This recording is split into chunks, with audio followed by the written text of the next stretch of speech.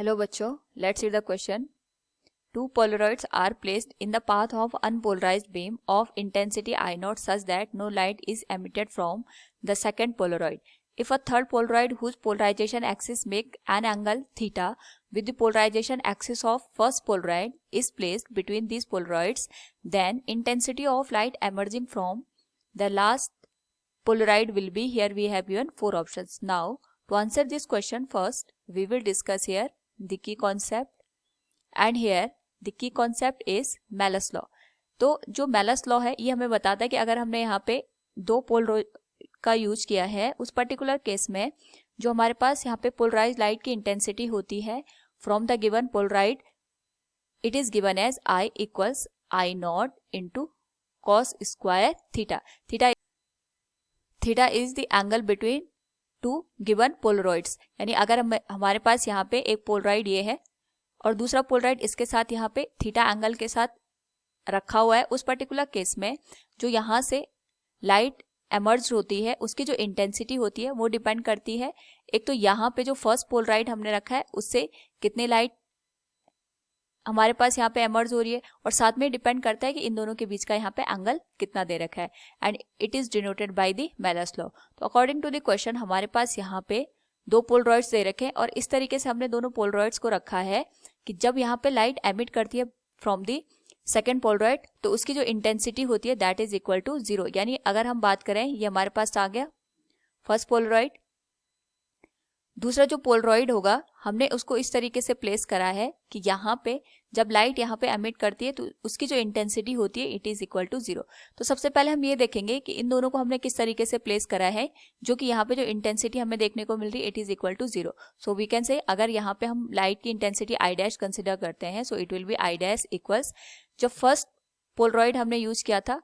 Suppose इसमें जो light हमारे पास आ रही है इसकी इंटेंसिटी आई नॉट है तो हमें ये पता होना चाहिए जब भी फर्स्ट पोलरॉइड हम यूज करते हैं उसके बाद यहाँ पे जो लाइट एमिट करती है उसकी इंटेंसिटी जस्ट हाफ हो जाती है. यानी जो हमारे पास यहाँ पे हाफ लाइट होती है वो एब्जॉर्ब हो जाती है और इसकी इंटेंसिटी रिड्यूस होके हाफ हो जाती है. So it will be I naught by 2 और इनके बीच का जो एंगल होगा हम ये मान के चलते हो थीटा के बराबर है क्योंकि आई डैश की वैल्यू इस पर्टिकुलर केस में 0 के बराबर हो गई जब हमने दोनों को यहाँ पे प्लेस किया है. तो यहाँ से हम थीटा की वैल्यू निकाल सकते हैं. It will be I naught into 2 multiplied with cos square theta.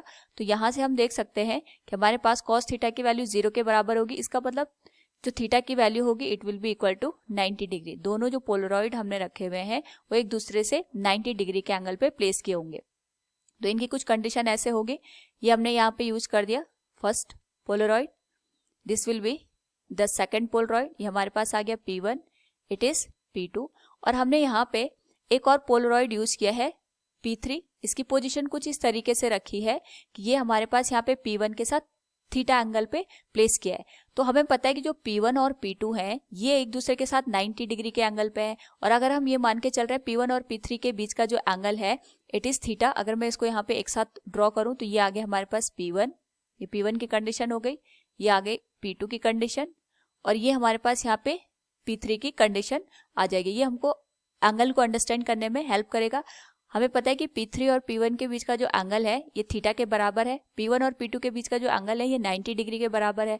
तो जो P3 और P2 होगा इसके बीच का जो एंगल होगा it will B 90 minus theta. तो सबसे पहले हम यहाँ पे ये कैलकुलेट करते हैं कि सपोज यहाँ पे जो लाइट है इसकी इंटेंसिटी आई नॉट है तो P1 से जो लाइट एमिट होगी इसकी इंटेंसिटी हो जाएगी आई नॉट बाई 2 के बराबर. तो P3 से जो लाइट की इंटेंसिटी होगी पहले हम उसे कैलकुलेट कर देते हैं, इसको हम I3 का नाम दे देते हैं. So we can say intensity of light emitting from P3. तो इसकी जो इंटेंसिटी होगी I3 के बराबर होगी. इसको हमने लिख लिया I3 इक्वल्स यहाँ पे जो लाइट रीच करी उसकी इंटेंसिटी होगी आई नॉट बाई 2 मल्टीप्लाइड विद इनके बीच का एंगल है थीटा के बराबर. सो it will B multiplied with cos square theta. इसको मैं क्वेश्चन नंबर फर्स्ट का नाम दे देती हूँ. सिमिलरली यहाँ पे जो ये I3 लाइट है ये P2 से पास होगी और यहाँ पे जो इंटेंसिटी मिलेगी इसको हम I2 का नाम दे देते हैं. So we can say intensity at P2 will be given as I2 और I2 की जो वैल्यू होगी it will be given as यहाँ पे जो इंटेंसिटी की वैल्यू होगी it will be I3 multiplied with cos square, अगर हम P3 और P2 के बीच का एंगल देखेंगे तो it is 90 minus theta, so it will be written as 90 minus theta के बराबर. सो अगर हम यहाँ पे इसको इक्वेशन नंबर 2 दे दें तो फ्रॉम इक्वेशन 1 एंड इक्वेशन 2 हम यहाँ पे वैल्यू पुट कर सकते हैं. So it will be written as I2 equals cos square theta, और यहाँ पे जो वैल्यू निकल के आई है it is cos square 90 minus theta, ये हो जाएगा हमारे पास साइन स्क्वायर थीटा के बराबर. So from here the value of I2 will be I0 by 2, इसको हम यहाँ पे लिख सकते हैं 2 कॉस थीटा साइन थीटा का होल स्क्वायर. क्योंकि हमने यहाँ पे 2 का मल्टीप्लिकेशन किया है तो हमें यहाँ पे 2 से डिवाइड भी करना पड़ेगा. So this will be the same, इसके एक्सप्रेशन में यहाँ पे कोई भी चेंजेस नहीं आएंगे. तो I2 की जो वैल्यू होगी it will B I0 by 2, जो 2 का स्क्वायर है इसको हम लिख सकते हैं 1/4 and 2 sine theta cos theta, ये हो जाएगा साइन 2 थीटा के बराबर. तो इसकी वैल्यू हो जाएगी sine square 2 theta. So the intensity of light emerging from the P2 will B I0 by 8 sine square 2 theta.